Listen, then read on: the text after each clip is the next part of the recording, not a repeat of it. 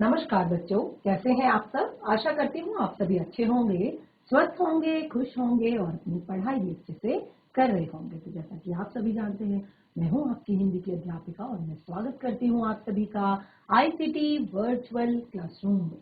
और आज हम यहाँ पर एकत्रित हुए हैं पढ़ने के लिए क्लास 8 की हिंदी। क्लास 8 की हिंदी में आज हम पढ़ेंगे हमारी वसंत पाठ्य पुस्तिका भाग 3 का चैप्टर 6 पाठ 6, जिसका नाम है भगवान के डाकिए। और इसके जो कवि हैं वो है रामधारी सिंह दिनकर जी। तो जैसे कि मैंने कहा कवि, तो ये कविता हमारी यहाँ पर लिखी गई है रामधारी सिंह दिनकर जी ने, जिसका नाम है भगवान के डाकिए। तो अपनी इस कविता के माध्यम से कवि रामधारी सिंह दिनकर जी जो प्रकृति है उसकी तरफ हमारा ध्यान आकर्षित करते हुए कहते हैं कि जो ये प्रकृति में जो सारी चीजें हैं वो क्या है, वो भगवान के डाकिए के समान है। क्योंकि प्रकृति में जो भी चीजें हैं वो कभी भी किसी में भेदभाव नहीं करती, यानी कि भगवान का भेजा हुआ संदेश ये हम तक पहुंचाती है। वो कभी भी किसी भी चीज में भेदभाव नहीं करती। लेकिन मनुष्य जो है, जिसके पास बहुत सारी बुद्धि है, अलग अलग तरह से वो अपने दिमाग को चलाता है, अलग अलग तरह के वो कारनामे करता है, लेकिन एक चीज की समझ मनुष्य को आज तक नहीं है, समानता की, एकता की, यानी कि उसके अंदर समानता का भाव आज तक नहीं आ पाया है। तो यहाँ पर कवि इस कविता के माध्यम से हमें बहुत ही अच्छी सीख यहाँ पर एक दे रहे हैं। तो हम पढ़ते हैं अपनी कविता को। तो बिल्कुल रेडी हो जाइए आप सभी, क्योंकि कविता को यहाँ पर पढ़ा जाएगा, साथ में उसका भावार्थ भी आपको क्लियर किया जाएगा। कुछ पाठ के कठिन शब्द हैं उनको भी यहाँ पर डिक्टेट किया जाएगा। तो बिल्कुल रेडी हो जाइए, शुरू करते हैं हम अपनी कविता भगवान के डाकिए। तो हमारी ये जो कविता है भगवान के डाकिए, सबसे पहले यहाँ पे हम कुछ जरूरी जो प्रश्न है, पूर्व ज्ञान से संबंधित जो प्रश्न है, क्योंकि जैसे कि मैंने कहा चैप्टर का नाम है भगवान के डाकिए। तो डाकिया क्या होता है? डाकिया जो आपके पत्रों को, लेटर्स को एक स्थान से दूसरे स्थान तक पहुंचाता है, घर घर पहुंचाता है, यानी कि आपके घर आपके पत्रों को पहुंचाता है। तो संचार व्यवहार के साधन कौन कौन से हैं? संचार व्यवहार के साधन कौन कौन से हैं? कौन बताएगा? संचार व्यवहार। देखिए, इससे पहले ही हमने बिल्कुल इसी तरह का एक चैप्टर पढ़ा है, चिट्ठियों की अनूठी दुनिया, पत्रों से रिलेटेड ही है, और उसमें भी हमने ये सारी चीजें पढ़ी हैं, डाकिए से जुड़ी हुई बातें भी हमने उसमें पढ़ी हैं। लेकिन आज हम भगवान के डाकिए की बात कर रहे हैं। इससे पहले वाला जो सेशन हमारा था उसमें हमने जो डाकिया हम तक हमारी सूचनाएं पहुंचाता है, हम तक हमारे पत्र पहुंचाता है, लेटर्स पहुंचाता है, डाक पहुंचाता है, मेल्स पहुंचाता है, उसके बारे में हमने बात की थी। तो यहाँ पर संचार के साधनों की बात की है। तो संचार के साधन कौन कौन से हैं? देखिए, संचार के साधन है पत्र। आज के टाइम में देखा जाए तो telephone, SMS, mail, video calling, ये सब क्या है? संचार के साधन है। दूसरा, पत्र को गंतव्य तक पहुंचाने का कार्य कौन करता है? पत्र को गंतव्य तक पहुंचाने का कार्य डाकिया करता है, डाक विभाग करता है, और बहुत सारे संचार के साधन करते हैं जो कि आधुनिकतम है, जैसे कि मेल, फैक्स, ठीक है, तार, या और भी बाकी सारी चीजें। तो ये कुछ प्रश्न हमारे यहाँ पर थे। अब हम अपनी कविता की तरफ बढ़ते हैं। देखिए, ये कुछ संचार के साधन है, जैसे कि डाकिया। डाकिया क्या करता है? हमारी चिट्ठियां हम तक पहुंचाता है। और पहले के समय में क्या होता था? पहले के समय में कबूतर या फिर घोड़ों के द्वारा, हरकारे, हमने अपने लास्ट सेशन में पढ़ा था कि हरकारे हुआ करते थे, जो दौड़ दौड़ कर एक स्थान से दूसरे स्थान पर क्या करते थे? समाचार पहुंचाने का काम करते थे, पत्र पहुंचाने का काम करते थे। और साथ ही उसके बाद जब पहिए आए, तो पहियों के विकास से क्या हुआ कि जो चीजें बहुत लेट हुआ करती थी, जो पत्र बहुत लेट पहुंचा करते थे, वो जल्दी पहुंचने लगे। ठीक है, इसी तरह से ये कुछ संचार के साधन है। अब आगे हम बढ़ते हैं, अपने कवि के विषय में हम यहाँ पर पढ़ेंगे, रामधारी सिंह दिनकर के बारे में पढ़ेंगे। तो जैसे कि हमने यहाँ पर कहा, कविता के जो कवि हैं वो है रामधारी सिंह दिनकर जी। तो रामधारी सिंह दिनकर जी का जन्म 1908 में हुआ था। रामधारी सिंह दिनकर जी का जन्म 1908 में हुआ था। और 1974 में 1974 में इनकी मृत्यु हो चुकी थी और हिंदी के एक प्रमुख लेखक थे, आधुनिक युग के श्रेष्ठ वीर रस के कवि थे। वीर रस के कवि क्या होता है? देखिए, जो रस, अभी आप क्लास 8th में हैं, शायद आपने नहीं पढ़े होंगे रस, लेकिन जब आप क्लास 9th 10th में जाएंगे तब आप पढ़ेंगे हिंदी व्याकरण में। तो जब भी हम कोई कविता पढ़ते हैं तो उसमें क्या होता है कि वो अलग अलग रस से बनी होती है, यानी कि जो जो उसको पढ़ने में जिस तरह का आनंद हमें आता है, रस का अर्थ होता है आनंद। तो उसमें जिस तरह का आनंद, अगर हम आपने अपनी क्लास 6 में अगर चैप्टर पढ़ा होगा, खूब लड़ी मर्दानी वह तो झांसी वाली रानी थी, बुंदेले हर बोलों के मुंह की हमने सुनी कहानी थी, खूब लड़ी मर्दानी वह तो झांसी वाली रानी थी। तो इसको हम कहेंगे वीर रस से संबंधित कविता। ठीक है। इसी तरह से अगर कहीं पर वियोग या दुख है तो उसको कहेंगे करुण रस। अगर कहीं पर, जैसे आपने देखा होगा कि सूरदास जी द्वारा या मीरा के द्वारा कृष्ण भगवान का के पदों का, सवैयों का की रचना की जाती है, तो इसमें होता है श्रृंगार रस। ठीक है। तो इस तरह से अलग अलग तरह के रसों के द्वारा कविता को बनाया जाता है। तो आधुनिक युग के श्रेष्ठ वीर रस के कवि हैं रामधारी सिंह दिनकर जी। जन्म बिहार प्रांत के सिमरिया घाट में हुआ था। उर्वशी के लिए इन्हें ज्ञानपीठ पुरस्कार मिला था। जो इनकी रचना, उसके लिए इन्हें ज्ञानपीठ पुरस्कार भी मिला था। तो आप देख सकते हैं यहाँ पर हमें अपनी कविता को हम शुरू करते हैं। बहुत ही प्यारी कविता है, बहुत ही सुंदर कविता है। तो यहाँ पे क्या कहा गया है? पक्षी और बादल। कविता की पहली पंक्तियां हैं पक्षी और बादल। ध्यान पूर्वक समझने का प्रयास कीजिएगा। अगर आपके पास पाठ्य पुस्तिका है तो आप अपनी पाठ्य पुस्तिका को भी खोल सकते हैं, उसमें देखकर भी पढ़ सकते हैं। पक्षी और बादल भगवान के डाकिए हैं। तो यहाँ पर कवि क्या कहते हैं? पक्षी और बादल भगवान के डाकिए हैं। तो कवि ने यहाँ पर जितने भी पशु पक्षी हैं और बादल हैं उनको भगवान के डाकिए कहा है, यानी कि भगवान का संदेश वाहक कहा है। ये हमें भगवान का संदेश लाते हैं। भगवान जो हमें संदेश देते हैं वो ये हम तक पहुंचाने का काम करते हैं। और एक महादेश से दूसरे महादेश को जाते हैं। क्या करते हैं ये? एक महादेश से दूसरे महादेश को जाते हैं। क्या लेकर जाते हैं एक देश से दूसरे महादेश को? हम तो समझ नहीं पाते उनकी लाई चिट्ठियां। हम तो समझ नहीं पाते उनकी लाई चिट्ठियां, मगर पेड़ पौधे, पानी और पहाड़ बाँचते हैं। तो क्या कहते हैं कवि कि हम तो समझ नहीं पाते उनकी लाई चिट्ठियां, पेड़ पौधे और पहाड़ बाँचते हैं। तो कवि यहाँ पर कह रहे हैं कि जो हमारी धरती पर जितने भी पशु पक्षी हैं और पेड़ पौधे हैं और नदियां हैं, ये क्या करते हैं? पहाड़ हैं, ये क्या करते हैं? ये भगवान के डाकिए हैं और ये एक देश से दूसरे देश को संदेश पहुंचाते हैं। और हम तो समझ नहीं पाते, यानी कि हम इनकी बातों को समझ नहीं पाते हैं, और मगर उनकी लाई चिट्ठियां, यानी कि इन पक्षियों की और बादलों की लाई जो चिट्ठियां हैं उसको कौन बाँचते हैं? कौन बाँचना यानी कि पढ़ना या समझना। तो कौन बाँचते हैं?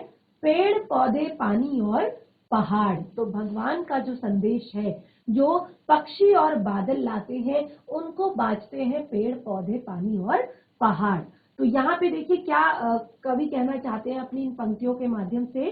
कवि कहना चाहते हैं कि जो पक्षी और बादल जो सूचना, जो इंफॉर्मेशन भगवान की लेकर आते हैं, उनको बाँचते हैं, उनको पढ़ते हैं पेड़ पौधे, पहाड़ और पानी। यानी कि कोई भी पेड़ हो, पौधा हो, नदी हो या पहाड़ हो, कोई भी भेदभाव नहीं करता किसी व्यक्ति विशेष में। किसी भी व्यक्ति विशेष में ये सारी सूचनाएं कौन पढ़ पाते हैं? केवल पहाड़ पढ़ पाते हैं, नदियां पढ़ पाती हैं, पेड़ पौधे पढ़ पाते हैं, पानी पढ़ पाता है। यानी कि पेड़ पौधे जो है कभी भी किसी में भेदभाव नहीं करते। उनके फल लगते हैं तो वो अपने आप को झुका लेते हैं। आपने एक दोहा भी पढ़ा होगा, वृक्ष कबहु नहीं फल बके, नदी न संचय नीर, परमारथ के कारणे साधुन धरा शरीर। यानी कि वृक्ष अपने फल कभी भी स्वयं नहीं खाते, उनके अंदर कोई भी स्वार्थ नहीं होता। वो जितने बड़े हो जाते हैं, जितने ज्यादा फलों से लद जाते हैं, उतने ज्यादा वो क्या हो जाते हैं, झुक जाते हैं, उनके अंदर विनम्रता आ जाती है। और मनुष्य के साथ ये बिल्कुल अपोजिट है।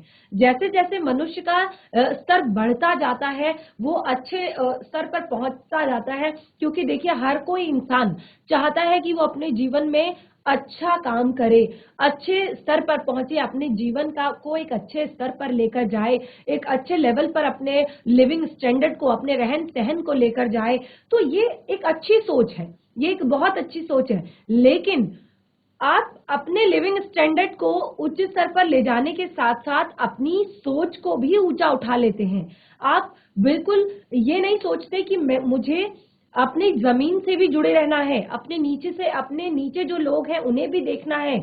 और ये नहीं कि अगर मैं बड़ा बन गया तो मैं दूसरों का तिरस्कार करूं, दूसरों को हीन समझूं, दूसरों को छोटा समझूं। तो ये मनुष्य की एक यहाँ पर तभी ये पंक्ति कही गई है कि हम तो समझ नहीं पाते, हम बिल्कुल समझ नहीं पाते इस संदेश को जो भगवान हमें भेजते हैं पक्षी और बादलों के माध्यम से। अब देखिए, पक्षी और बादलों का ही नाम यहाँ पर क्यों लिया गया है? क्योंकि पक्षी क्या होते हैं, एक स्थान से दूसरे स्थान पर उड़कर जाते हैं, पलायन करते हैं। वो कब करते हैं? वो अपने अनुकूल परिस्थितियों के कारण, कभी इस देश में तो कभी उस देश में, कभी उस जगह पर तो कभी इस जगह पर। वो कभी भेद नहीं करते कि ये नहीं, ये मेरा है, ये मेरा ही रहेगा। अपनी अपनी अनुकूल परिस्थितियों के कारण वो अपनी जगह चेंज करते रहते हैं, बदलते रहते हैं। वो किसी चीज में नहीं, ये अच्छा नहीं है, ये बुरा है, ये छोटा है, ये मेरे लेवल का नहीं है, मेरे स्टैंडर्ड का नहीं है, ऐसा कभी नहीं सोचते। और दूसरी बात, बादलों को क्यों कहा है?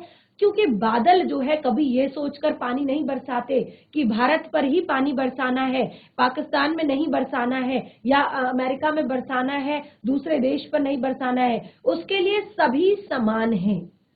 या इस राज्य में नहीं बरसाना है, वहां पर बरसाना है, क्योंकि वो किसी में भेद नहीं करता, उसके लिए सब समान है। जिस तरह से भगवान ने सभी इंसानों को एक जैसा बनाया है, बिल्कुल एक जैसा रंग रूप उन्हें दिया है, तो वो जब भगवान जब किसी में भेदभाव नहीं करते, तो हम कौन होते हैं किसी में भेदभाव करने वाला? और यही संदेश भगवान आज तक हमें देते आ रहे हैं। यही संदेश हमें भगवान का ये पेड़ पौधे, ये पशु पक्षी और ये बादल देते हैं। लेकिन फिर भी हम समझ नहीं पाते। समझता है तो कौन? पेड़ पौधे, पानी और पहाड़। तो पानी की बात आई, अगर आप देखिए, पानी, किसी नदी का पानी है तो नदी अपनी जगह बहती हुई जाएगी, उसको कोई रोक नहीं सकता है। वो ये नहीं सोचेगी कि मुझे यहाँ से इधर नहीं निकलना है या मुझे यहाँ से। लेकिन कई अब ऐसा हो चुका है कि कई देश जो हैं अपने लिए, कि दूसरों अपने स्वार्थ के कारण नदियों का भी रुख तक मोड़ देते हैं, और जो प्रकृति के खिलाफ होता है, और उसी का खामियाजा हमें भुगतना पड़ता है। तो क्या होता है कि नदी है, सबके लिए समान है, उसमें कोई भी व्यक्ति, चाहे छोटा हो, चाहे बड़ा हो, चाहे किसी भी धर्म का हो, किसी भी वर्ग का हो, उच्च वर्ग का हो, निम्न वर्ग का हो, मध्यम वर्ग का हो, उच्च कुल का हो, निम्न कुल का हो, किसी भी धर्म का, किसी भी जाति का, पानी किसी में भेदभाव नहीं करता। वो सबके लिए समान है, वो सबकी प्यास बुझाता है, वो सबके लिए उपलब्ध है हर स्थिति में। और इसी तरह से पहाड़ हैं, पहाड़ भी सर्वदा हमारी रक्षा के लिए खड़े रहते हैं, हमें एक तरह से हमारे देश की रक्षा के लिए खड़े रहते हैं। तो यहाँ पर कवि कहते हैं कि हम तो समझ नहीं पाते, यानी कि हम नहीं समझ पाते, लेकिन इनकी जो बातें हैं, इनका जो भाव है, वो कौन समझते हैं? वो पेड़ पौधे, नदी और पहाड़ समझते हैं। तो देखिए क्या भावार्थ कवि ने यहाँ पर बताया है। पक्षी और बादल भगवान के संदेश वाहक हैं। संदेश वाहक यानी कि जिस तरह से हमारे संदेश वाहक कौन है?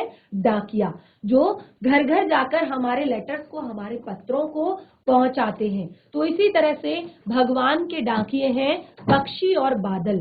पर ये संदेश, यानी कि पेड़ पौधे, ये जो संदेश भगवान देते हैं, इन दोनों के माध्यम से उन संदेशों को केवल और केवल पेड़ पौधे और पहाड़ ही पढ़ पाते हैं। और हम मनुष्य केवल यह अनुमान लगाते हैं कि एक देशों के फूलों की खुशबू हवा में तैरते हुए पक्षियों के पंखों पर सवार होकर दूसरे देश को जाते हैं। यानी कि हम ये समझते हैं कि ये तो केवल हवा में तैरते हुए ये सुगंध जो है एक देश से दूसरे देश को जाती है। देखिए कुछ मुख्य बिंदु यहाँ पर हैं इन पंक्तियों के। पक्षी और पहाड़ क्या है? भगवान के डाकिए हैं। पक्षी और पहाड़ क्या है? भगवान के डाकिए हैं।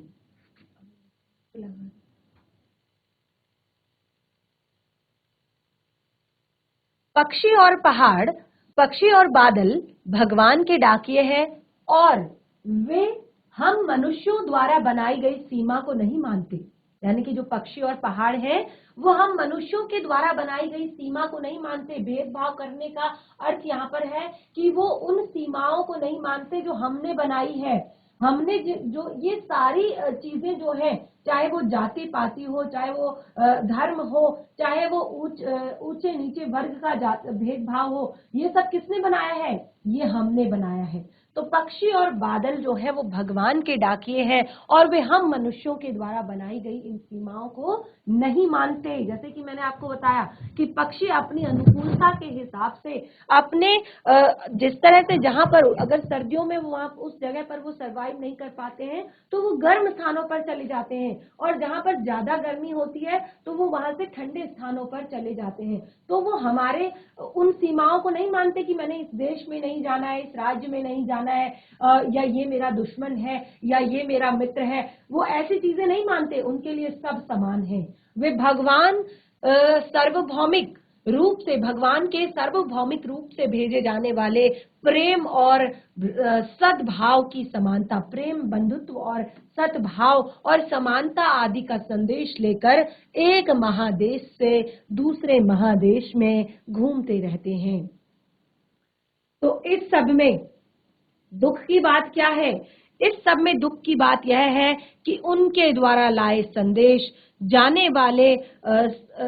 जाने वाले जो संदेश हैं हम मनुष्य समझ नहीं पाते, पर ये संदेश पेड़ पौधे और पानी और पहाड़ बांचते हैं। यानी कि इसमें दुख की बात यह है कि इन संदेशों को हम बिल्कुल भी समझ नहीं पाते। केवल इस प्रकृति में जो पेड़ पौधे हैं, इस प्रकृति में जो पहाड़ है, नदी है, पानी है, वही समझ पाता है।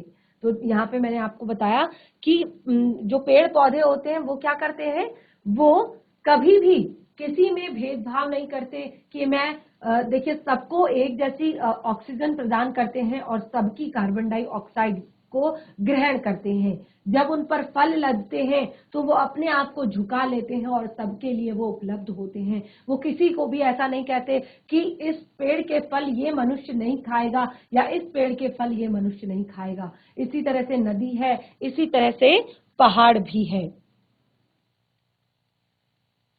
तो इस तरह से जो पक्षी होते हैं वो क्या करते हैं, एक देश से दूसरे देश को संदेश लेकर जाते हैं।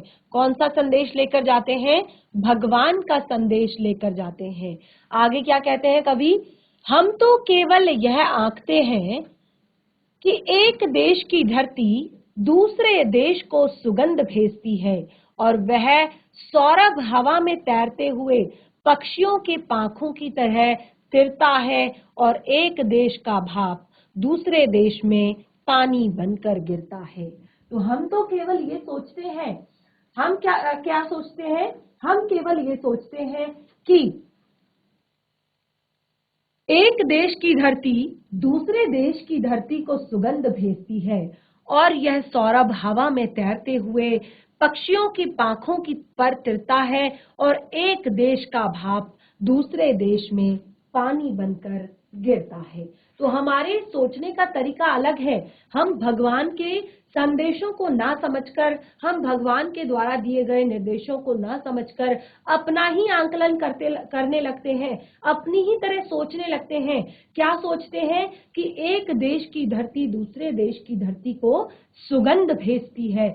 सुगंध भेजती है यानी कि अपने देश की जो कुछ सभ्यताएं हैं, जो कुछ संस्कृतियां हैं, तो क्या होता है कि हम इसका माध्यम क्या होता है, इसका माध्यम होता है या तो कोई व्यक्ति और या फिर कोई पक्षी। तो क्या कहते हैं, और वह सौरभ हवा में तैरते हुए पक्षियों की पांखों पर तिरता है। यानी कि जो एक देश का वैभव है, एक देश की जो सुगंध है, एक देश का, हम सोचते हैं कि ये पक्षियों के माध्यम से एक स्थान से दूसरे स्थान पर आया है। और देखिए हम कहते हैं ना साइंस में जो पक्षी होते हैं उनके पंखों, उनके पैरों पर जो कई चीज होते हैं, कई फ्रूट्स के, कई सब्जियों के, कई वेजिटेबल्स के जो बीज होते हैं, आपने देखा होगा कई बार हमारी छतों पर क्या होता है, पीपल का वृक्ष उग आता है या कहीं पर भी कोई पौधा उग आता है। तो कैसे ये सब पॉसिबल है? ये पॉसिबल इसलिए होता है क्योंकि पक्षी उन बीजों को चुगकर खाते हैं और जब वो उन या तो उनके पैरों पर चिपक कर या फिर उनके पंखों पर लिपट कर वो एक स्थान से दूसरे स्थान पर जाते हैं, तो वहां पर वो पौधा उग जाता है। तो हम ये आंकते हैं, हम ये सोचते हैं कि ये इसका माध्यम है पक्षी, लेकिन केवल माध्यम पक्षी हैं, लेकिन संदेश कौन दे रहा है? ये संदेश दे रहे हैं भगवान। ये संदेश है एकता का, ये संदेश है बंधुत्व का, ये संदेश है समानता का।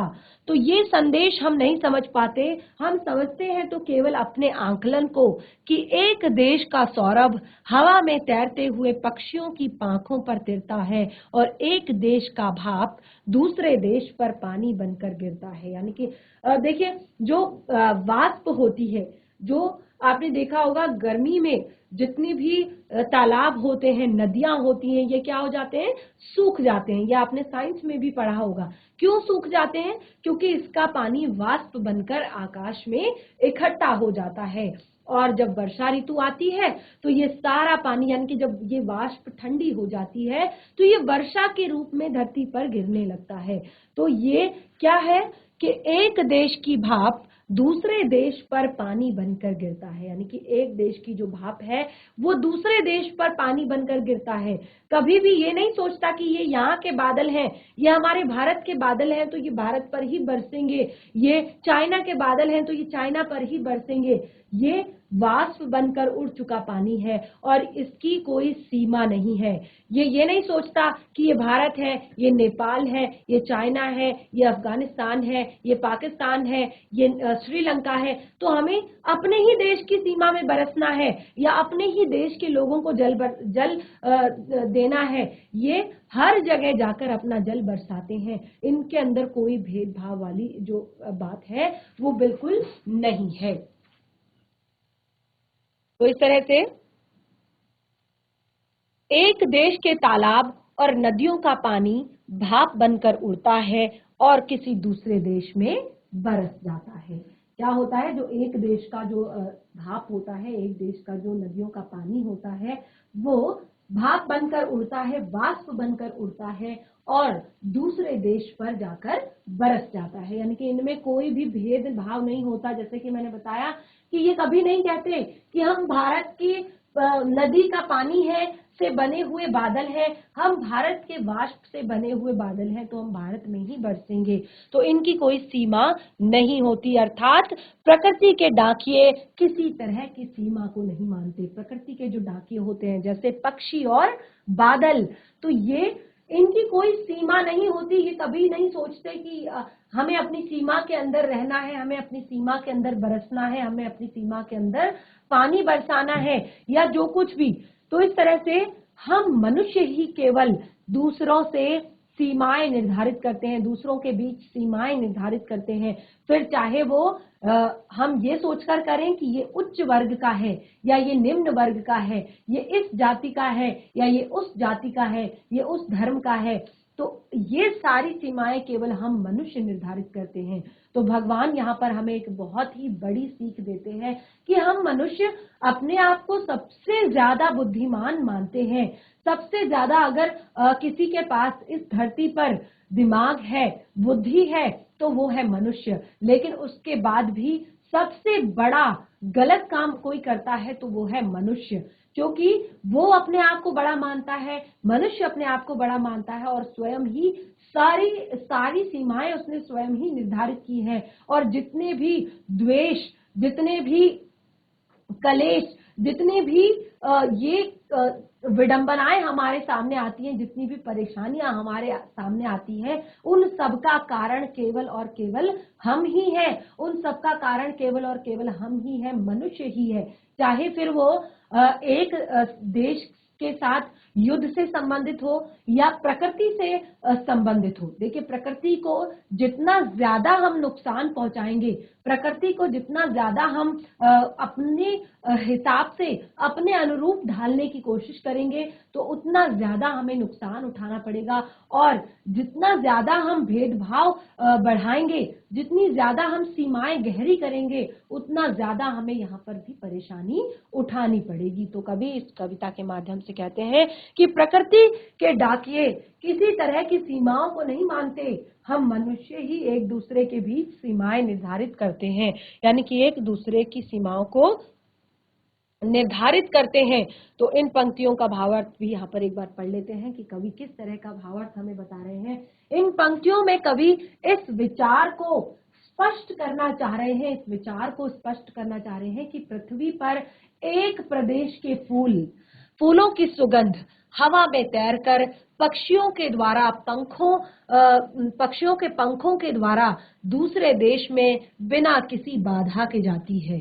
एक देश में बादल बनते हैं और दूसरे देश में जाकर बरसते हैं। भाव यह है कि प्रकृति किसी बंधन में नहीं बंधती, यानी कि प्रकृति के लिए कोई बंधन नहीं है, प्रकृति किसी बंधन में नहीं बंधती और किसी के प्रति कोई भी भेदभाव नहीं रखती है। मनुष्य को भी इस राह पर चलना चाहिए, यानी कि मनुष्य को भी इस भेदभाव रहित भाव पर चलना चाहिए, भेदभाव रहित राह पर चलना चाहिए, आपसी भेदभाव को मिटाकर प्रेम पूर्वक रहना चाहिए। कवि विश्व एकता का संदेश अपनी इन पंक्तियों के माध्यम से देना चाहते हैं। तो बहुत ही छोटी सी कविता थी, लेकिन संदेश इस कविता का बहुत ही बड़ा था और बहुत ही सुंदर था कि इतने जिनको हम बिल्कुल भी, देखिए हमारे सामने पशु पक्षियों की कोई वैल्यू नहीं है आज के टाइम में, हम बिल्कुल भी उनके लिए नहीं सोचते हैं। बहुत कम, 100 में से 2% लोग पशु पक्षियों के बारे में सोचते हैं, बाकी के कोई भी नहीं सोचता। कोई भी आजकल अपने अलावा कोई किसी दूसरे के बारे में नहीं सोचता, तो पशु पक्षी तो बहुत दूर की बात है। तो यही पशु पक्षी जब हमें इतना बड़ा संदेश दे रहे हैं, तो हम अपने आप को इतना बुद्धिमान मानने वाले मनुष्य क्यों इस भगवान के संदेश को नहीं समझ पाते, क्यों इस एकता के, इस समानता के संदेश को हम नहीं समझ पाते जो प्रकृति हमें देती है। कुछ कठिन शब्द यहाँ पर हैं, इनको हम एक बार पढ़ लेते हैं। आंकते हैं, आंकते हैं का अर्थ होता है समझते हैं। धरती, धरती का अर्थ है भूमि। सुगंध का अर्थ है मधुर गंध। सौरभ का अर्थ होता है खुशबू या सुगंध। पांखों का अर्थ होता है पंख। ठीक है, तो कुछ कठिन शब्द, अगर और भी कोई कठिन शब्द आपको लगता है तो आप पूछ सकते हैं उसका अर्थ। अब यहाँ पर मूल्यांकन से संबंधित कुछ प्रश्न हैं, ये आपके लिए होमवर्क है। एक बार रीड कर लीजिए, इन्हें पढ़ लीजिए कि कवि ने किनको भगवान का डाकिया माना है। बहुत ही इजी है, अगर आपने समझा होगा कविता को तो आप बहुत ही आसानी से इस प्रश्न का उत्तर दे सकते हैं। पक्षी और बादल, भगवान, पक्षी और बादल को भगवान का डाकिया क्यों कहा है? देखिए, पहला प्रश्न है, अगर आपके अंदर थोड़ा सा, आपने बहुत अच्छे से कविता को पढ़ा है, थोड़ा सा भी अगर आप समझ पा रहे हैं, तो अगले ही वाक्य में, अगले ही प्रश्न में आपका पहले प्रश्न का उत्तर है कि कवि ने किसको भगवान का डाकिया कहा है, और अगला है कि कवि पक्षी और बादलों को भगवान का डाकिया क्यों कहा है। अगला है, पक्षी और बादलों का संदेश कौन पढ़ पाते हैं। तो बहुत ही ज्यादा सरल, बहुत ही ज्यादा इजी हमारा ये यहाँ पर जो हमने दिया है पाठ। तो कविता का संदेश अब आपको क्लियर हो चुका है कि हमें भेदभाव नहीं करना है आपस में। बहुत ही छोटी सी कविता, बहुत ही सुंदर कविता। 3 प्रश्न यहाँ पर मूल्यांकन के लिए दिए हैं जो आप आसानी से इनका उत्तर दे सकते हैं। बाकी पाठ से जुड़े हुए जो प्रश्न उत्तर हैं, सबसे पहले घर पर जाकर अपनी कॉपी में कविता लिखिए, उसका भावार्थ लिखिए, कठिन शब्द लिखिए, फिर पाठ से जुड़े हुए प्रश्नों के उत्तर देने की कोशिश कीजिए। उन प्रश्नों में कोई दिक्कत, कोई परेशानी आती है तो नेक्स्ट सेशन में उसको डिस्कस किया जाएगा। उसके बाद अपना अगला चैप्टर हम स्टार्ट करेंगे। तो आज का सेशन हमारा यहीं पे समाप्त होता है। हम मिलेंगे अपने नेक्स्ट सेशन में। तब तक के लिए धन्यवाद। आपका दिन शुभ हो।